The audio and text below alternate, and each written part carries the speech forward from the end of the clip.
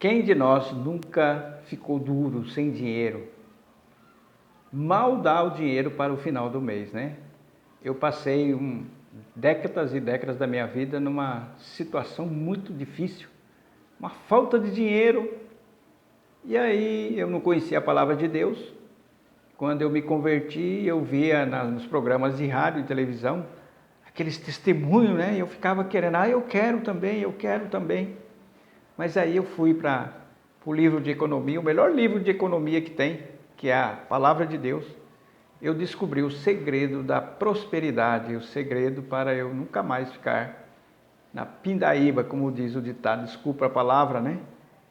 E vivia num aperto danado, não conseguia comprar as coisas, não conseguia ter as coisas, e trabalhava, e às vezes eu ganhava até bem, mas era um saco furado, o dinheiro não rendia.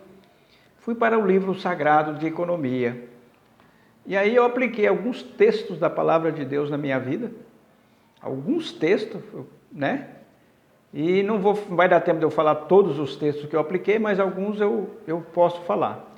O primeiro está no livro de Provérbios. O livro de Provérbios, capítulo 3, o versículo 9 e o 10. Diz assim: honra o Senhor com os teus bens e com as primeiras partes de todos os teus ganhos.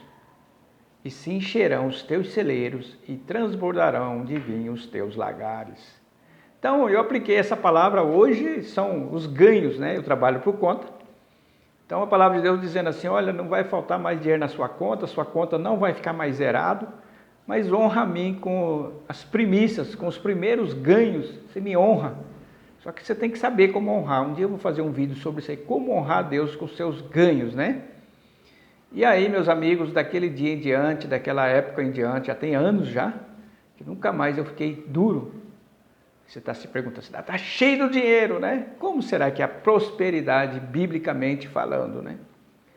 Trabalhei em algumas empresas, e aí os patrões meus falaram, você tens aqui o dinheiro para bancar isso, para bancar aquilo? Tenho. A última empresa, eu emprestava dinheiro lá para os funcionários, os colegas meus que ganhavam muito mais, triplo, 5 vezes mais. E eles sempre numa situação difícil. Eu sempre tendo dinheirinho ali, né? Sempre, meu patrão às vezes, Zaqueu, dá para você bancar aqui, isso aqui, essa viagem, fazer isso, dá para você bancar? Dá. Nossa, você tem? E eu nunca mais eu fiquei duro, como diz o ditado, né? Então o primeiro texto que eu apliquei na minha vida foi aquele lá de Provérbios. E depois tem um outro texto que eu apliquei na minha vida, que está aqui em 2 Coríntios, capítulo 9.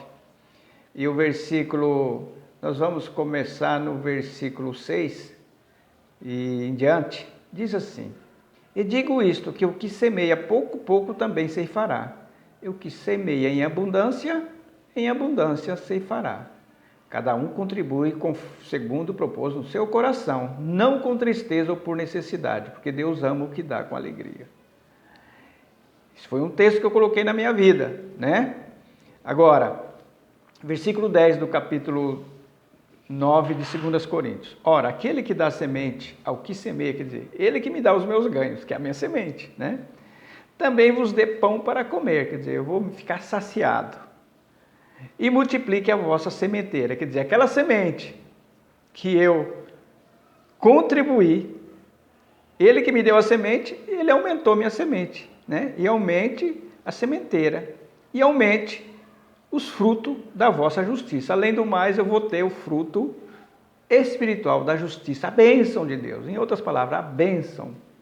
Entendeu? Para que tudo enriqueçais por toda beneficência, a qual faz que por nós se dê graças a Deus. Entenderam, meus amigos? Mas qual é a prosperidade bíblica verdadeira mesmo? Será que é aquele exagero de dinheiro na minha conta? Será que é exagero de bens materiais, sendo que a palavra fala, não fica ostentando bens materiais, sendo que a palavra fala, tendo o que se cobrir, o que se comer, estejais com isso contente. Eu tenho local de morar, não pago aluguel. Eu vivo muito bem, viajo, tiro as minhas férias. Essa pandemia nós tiramos de letra, graças a Deus, né? E antigamente não era assim. Então, para nós descobrir a verdadeira A verdadeira prosperidade está aqui no capítulo 8 de 2 Coríntios, né? Capítulo 8 e o versículo 13, 14 e 15, para você entender. Mas não digo isso para que os outros tenham alívio e vós opressão. Quer dizer, eu vou contribuir, vou ficar apertado e o outro vai ficar bem. Não é isso que a palavra de Deus está dizendo aqui. Mas para a igualdade.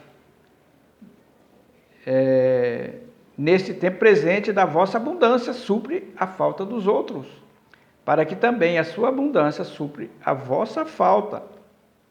Quer dizer, a minha abundância vai acrescentar algo que pode estar faltando na minha vida. Entenderam? E haja igualdade, quer dizer, não vai sobrar de mais e não vai faltar de menos. E como está escrito no versículo 15, o que muito colheu não teve de mais, e o que pouco não teve de menos. Então, no reino de Deus é igualdade, meus amigos, meus irmãos. Eu vivo uma vida folgada financeiramente. Por quê? Porque eu aplico o manual econômico espiritual, que é a palavra de Deus. E esse livro é desprezado. As pessoas vão atrás disso, atrás daquilo, investindo nisso, investindo naquilo. Eu me lembro que certa vez eu investi na bolsa de valor, investi em carteiras, perdi dinheiro. O melhor investimento, já fiz um vídeo, é isso aqui, ó. Eu invisto nisso aqui. E lá os meus amigos, os meus colegas de trabalho, nossa, como é que você consegue isso? Eu falei, não foi sempre assim não. Eu tentava explicar para eles, mas entra aqui e sai aqui, né?